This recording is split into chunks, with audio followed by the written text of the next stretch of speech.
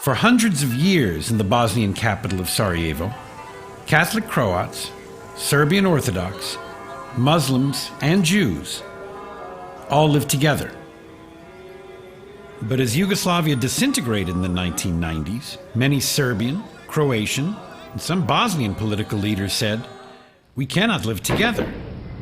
Many people believed that, and war came. But not everyone in Bosnia got that message. Here is one story.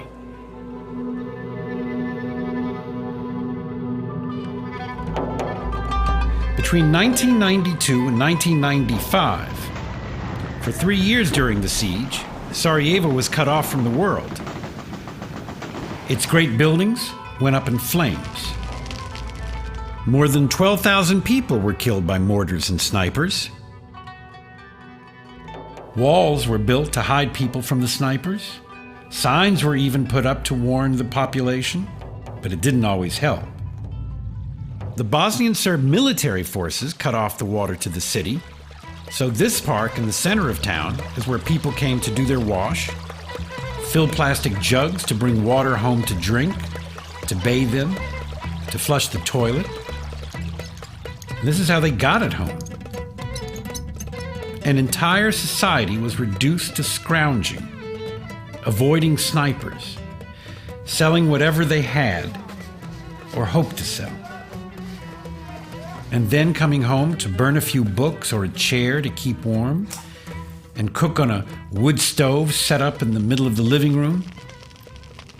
A great multi-ethnic city in Europe was dying. The Americans and the Europeans sent in food from time to time and watched from the sidelines as Sarajevo was bombed.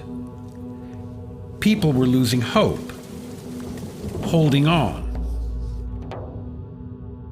Even though most Serbs and Croats had left Sarajevo, some chose not to listen to their political leaders and felt that different people could live together. So some Serbs and Jews, and Muslims and Croats, continued to live together in this war-torn city of Sarajevo. And they were buried together too.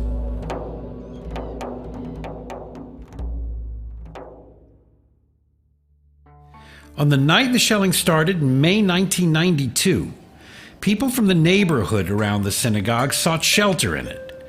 That's when the community leaders like Ivica Čerežnej, an architect, and Jakob Finci, a lawyer, offered them shelter for the night and food the next day. Soon others heard about what was going on in the synagogue and about Banda Valencia, the community's humanitarian aid agency. Not only did people come looking for help, they came looking to help. So let's meet some of them. The medical team. This is Surgeon, who became the chief doctor for Banda Valencia. He worked with Jadranka, another doctor, and Jasna was the nurse.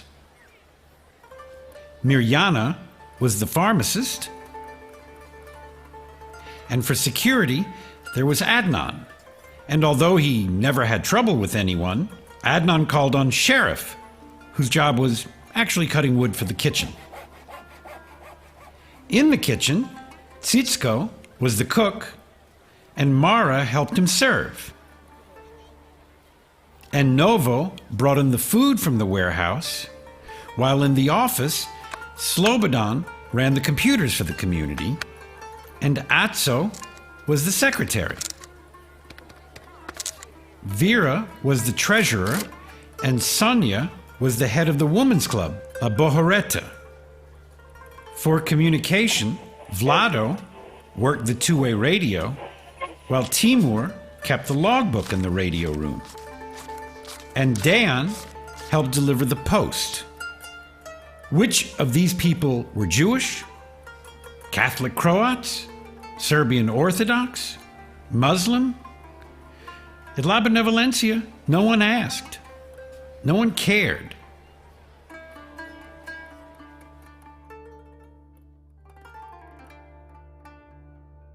Here's how Banda Valencia operated during the war. Surgeon tended patients in the community center, and he made house calls to people like Donka Nikolic, well into her 90s, who needed an injection every week just to keep breathing. During the war, like the water, the post was also cut off. So the Jewish community brought in the letters for the city, and journalists were asked to bring in the post and come to the synagogue where letters were filed. Then people were phoned and heard those wonderful words, "You've got mail." Since telephone lines were cut, Banda Valencia even set up a two-way radio system to the outside world, and families from all over Sarajevo came over to use it and to send messages to loved ones abroad. With help from the outside world, mostly from the American Jewish Joint Distribution Committee, Banda Valencia set up 3 pharmacies, and everything in it was free. Even a dentist came into the community center every week, as did children from the neighborhood who came in for puppet shows and celebrations to get their minds off what they could not have, and so Banda Valencia could show them that someone cared.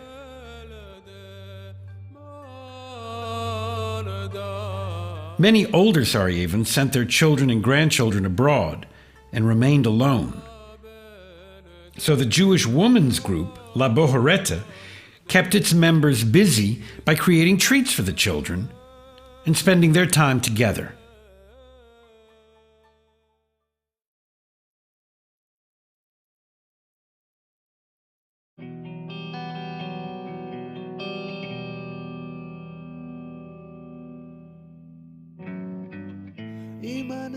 During the siege of Sarajevo, Banda Valencia, working with JDC, arranged rescue convoys out of the city.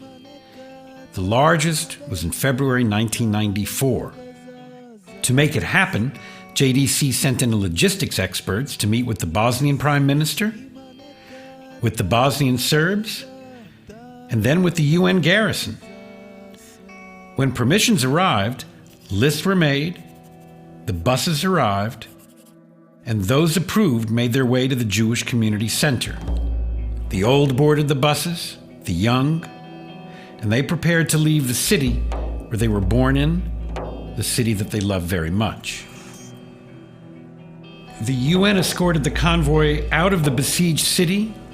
They raced across no man's land and entered into Bosnian Serb territory. That's where the UN remained, and the convoy, filled with 294 Sarajevans from every ethnic group, made its way around the war zone and down to the coast of Croatia, its final destination. A journey that normally would take from Sarajevo to the coast of 4 hours took them over 20.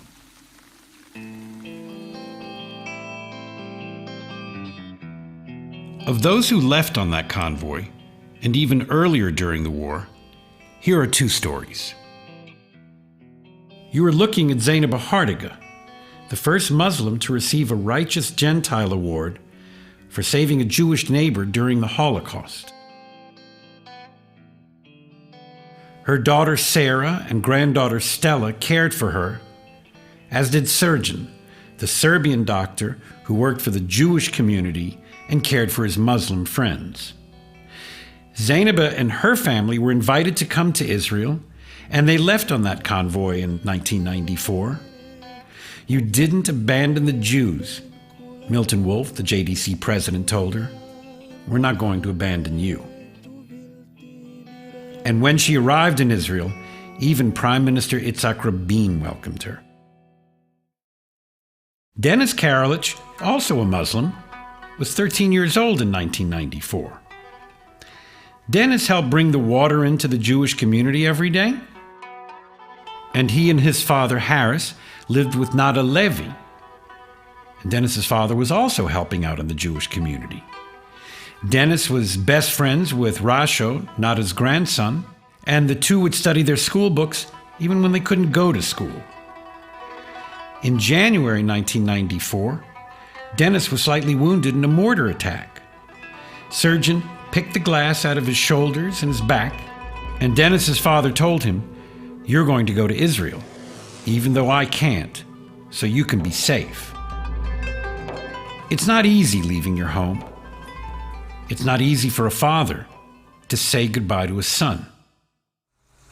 But Rasho and Dennis rode through the night, and the next day, for the very first time in 22 months, Dennis was in a place where no one was shooting at him.